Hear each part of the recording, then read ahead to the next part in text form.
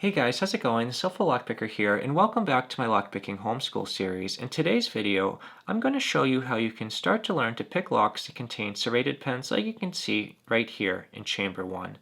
This pin is going to have some fine serrations going down. If you'd like to compare that to what a standard pin looks like, I will show you the pin in 2, which does not have any serrations and it looks very plain. So when you're starting to learn to pick locks with serrated pins, which you can see right here, these pins can be quite nasty. What we're going to need to deal with is the serrations that are going to get wedged between the plug and the Bible. This is going to make light tension very crucial because these pins can be very difficult to lift up. On top of that, these pins love to get underset, which means that you're going to only set the pin halfway. That can make it so that the binding can now change to another pin, and also it can make the key pin below it feel set, and that can just really throw you off if you're not careful. These pins can also give you some very distinct auditory feedback when you set them. You can hear a set of clicks followed by a deeper, louder shear line click. What I'm going to do is try to share all this information with you today in some very specific examples. But let's first start off with picking this lock right now. The first thing I like to teach is that you do not want to use too much tension. Right now I'm going to use way too much tension and I'm not going to be able to lift driver pin 1. What is happening is the serrations are wedging the pin between the plug and the Bible, and it's making it so that you cannot lift it up. If you're able to loosen up that tension a little bit, if you go a little bit lighter on it, and pin 1 is the one that's binding, you're going to be able to lift it and get it set. One really cool thing about serrated pins is the fact that they give you some really great auditory feedback. When you start to partially set it, you're going to hear it go click, click, click on the serrations, and once it's fully set, you'll hear a much louder, distinct shear line click, and I'm going to try to share that with you right now on driver pin 1. So click, click, and a much deeper, distinct click, and driver pin 1 is now set. Now we're going to find the next binding pin. 2 feels like it's binding. We got a very nice distinct shear line click, and since this is a standard pin, we're only going to get that one click. 3 does not feel like it's binding, it feels springy, and what's happening is the pressure from the spring is pushing down on the driver pin. Since it is not binding, that is all you feel. When we go back to 2, you can feel that the key pin is set, it just feels floppy underneath, and the same on 1. So now moving on to 4, I like to be as systematic as possible, so now we're going to see what happens when we lift up on 4. So just lifting up a little bit, it feels like it's binding. Just don't want to be too rough on it. We got a shear line click, and that one feels set. As you can tell, that is a standard pen as well, so we only got the one click. Now moving on to 5, that feels like it's binding. We just got a click. We got that very distinct shear line click. I got a little movement on the core, and now I am on my last pin.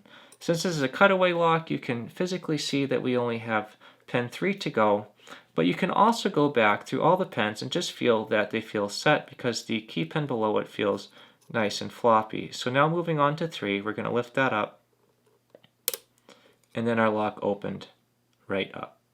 I'd like to finish up with just some quick troubleshooting when you're working on serrated pins. One of the big things can be an underset pin, which can make a pen feel like it's set when it is not, and that can also make it so that the binding order can be moved forward and you're going to be able to pick other pens that you normally wouldn't have been able to. So what I'm going to do is try to underset pen number 1 and just show you the cascade of events that happens.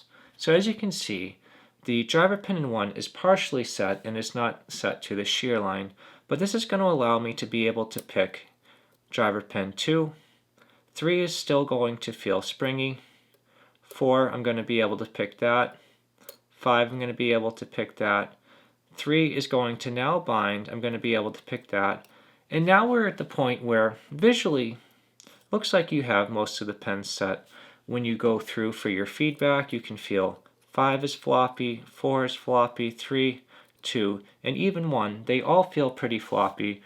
How come 1 feels floppy even though it is not bound is the fact that the driver pin is underset, which means it is partially set. It is almost all the way there.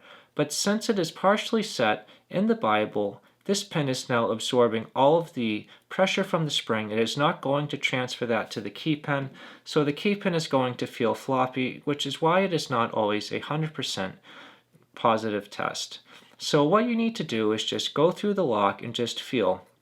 So 5 feels floppy. I have it able to lift all the way to the top, and I can feel that the driver pin is slightly movable. Same with 4, same with 3, same with 2. When I get to 1, I just feel a dead stop, and it's pretty quick. What this is going to show me that the pen still needs to be lifted a little bit more. I'm going to lift up on 1. Then hopefully we're going to be able to set that all of the way. And now we are able to set that, but in the process, what happened is many of the pens dropped back down. Now that we have the proper pen set in the proper order, we're going to need to go back through and go through it one more time. So we're going to now feel 1 is set, 2 is binding, we're going to lift that, 3 is floppy, 4 is binding, but I just overset that a smidge, we're able to drop that down, 5 is binding, we got that set, 3 is binding, click, click, click, and the lock is now opened up. In summary, today we learned some tips and tricks on how to start to open up locks with serrated pens. Serrated pens can be a very daunting task to learn, but the more you start to learn about security pens in general, you'll learn about all of the unique feedback they offer, and you'll learn how they can really start to make the lock talk. I really enjoy them and I find them very fun to work with. Security pens do a really great job at thwarting low-skill attacks like raking, rocking, zipping, and bumping. But the more that you work with them, I truly feel that they can almost sometimes make single pin picking more easy because of the unique feedback they provide. But either way, guys, if you have any questions or suggestions at all, please drop them in the comment section below. If you enjoyed this video and you'd like to see more like it, please subscribe. As always, thank you so much for checking this out, and I cannot wait to see you in the next video.